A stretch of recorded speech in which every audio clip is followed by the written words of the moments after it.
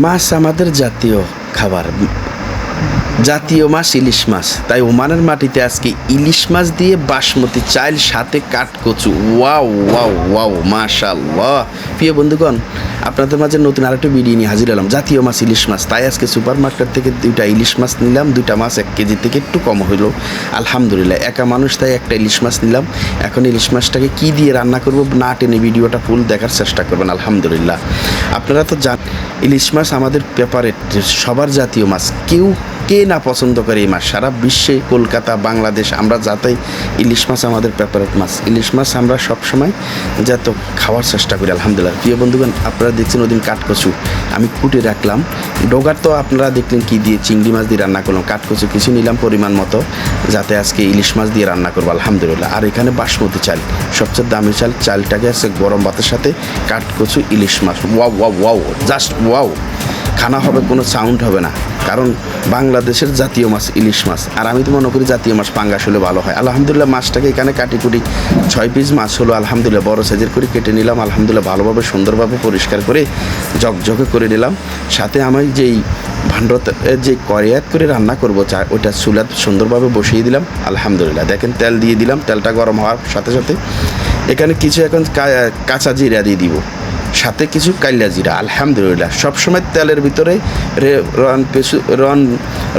পেঁয়াজ রসুন দেওয়ার আগেই এভাবে কাইলা জিরা আর কিছু জিরা, কাঁচা জিরা দিয়ে সুন্দরভাবে একটু ভালোভাবে গরম করে লেড়ে ছেড়ে নিলে কিছুক্ষণ পরে আপনি কাঁচামরিচ, পেঁয়াজ, রসুন, আদা সব কিছু দেন, দেখবেন যে খানার যে একটা গ্রান, যে একটা খারার রুচি আসবে এই কাঁচা জিরা আর এই কাইল্লা জিরা, আলহামদুলিল্লাহ। কাইল্লা জিরা পৃথিবীর সকল মানুষই পছন্দ করে, আলহামদুলিল্লাহ। পেঁয়াজগুলো দিয়ে দিলাম। এখন ভালোভাবে একটু তেলের সাথে ভালো করে লাল লাল করে ভেজে নেব, আলহামদুলিল্লাহ। আলহামদুলিল্লাহ, সাথে কিছু লবণ দিয়ে দিব, যাতে যে একটা কাঁচামরিচ আর পেঁয়াজের যে একটা মনে করেন ঘ্যাস আছে, যাতে এটা না হয়, যাতে লবণের সাথে একদম পারফেক্ট হয়, তাই একটু লবণ দিয়ে দিলাম পরিমাণ মতো। এখন ভালোভাবে এই পেঁয়াজটাকে ভেজে নিব, আলহামদুলিল্লাহ। প্রিয় বন্ধুগণ, সকল ব্যস্ততার মাঝে ওমান প্রবাসী হিসাবে এখন যেই গরম, মনে করেন 43 সেলসিয়াস আজকে গরম পড়তেছে। এই গরমের ভিতরে মন চাইছে যে ইলিশ মাছ দিয়ে কাঠকচু দিয়ে রান্না করে খাবো, আলহামদুলিল্লাহ। নিজ হাতে রান্না করে খাওয়ার যে একটা ইন্টারেস্ট। সেখানে আমার কিছু টমেটো কুচি আছে, টমেটোর সাথে হলুদ, মরিচ, কিছু গরম মশলা সব কিছু একসাথে দিয়ে এখন এই ভালোভাবে যাতে যে কাঁচা হলুদের গন্ধটা যাতে চলে যায়, ভালোভাবে নেড়ে চেড়ে 5 মিনিটের জন্য এইভাবে কষাবো, যাতে সম্পূর্ণ পারফেক্টভাবে মশলাটা গরম হয়। আর ওখানে তো আমার জানেন যে কচুটা আগেই গরম করে হয়ে গেছে। মাছগুলো এক এক করে আগে মাথা দিলাম, মাছ দিলাম, সুন্দরভাবে এইভাবে সাজিয়ে নিলাম, মাশাআল্লাহ। কারণ একা মানুষ, তাই একটা ইলিশ মাছে চলবে 2 বেলা 3 বেলা। আমি আবার বাসি খাওয়া পছন্দ করি না, আলহামদুলিল্লাহ।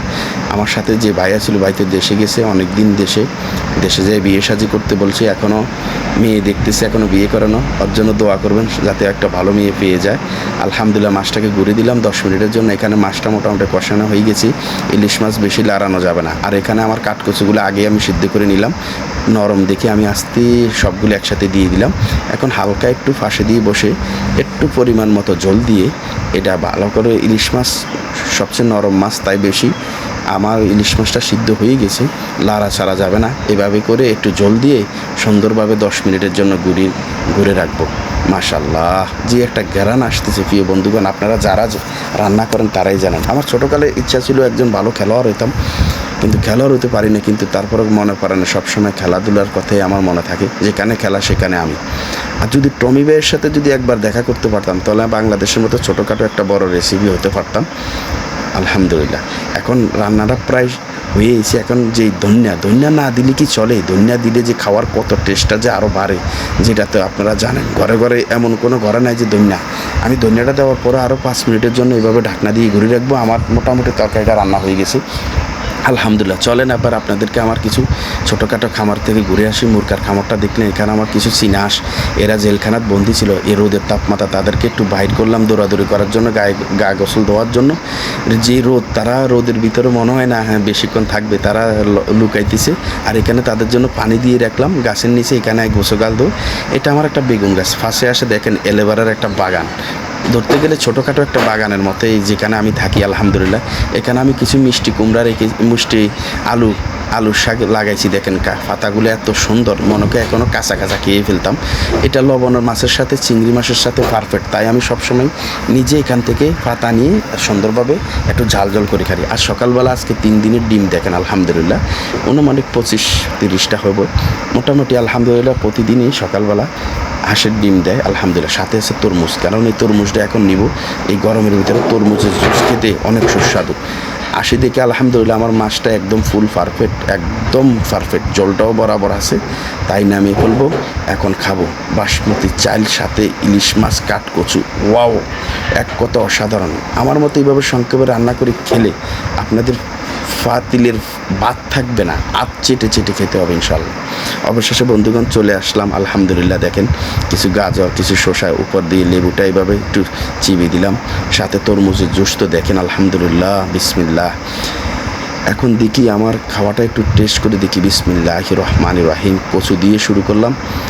বিসমিল্লাহির রহমানির রহিম। আলহামদুলিল্লাহ, মাশাআল্লাহ মাশাআল্লাহ। বাসমতি চাল, ইলিশ মাছ সাথে কাঠকচু, এক কথা অসাধারণ। প্রিয় বন্ধুগণ, আপনাদের মাঝে আমার রেসিপিগুলো যদি ভালো হয় আপনারা অবশ্যই লাইক শেয়ার করুন।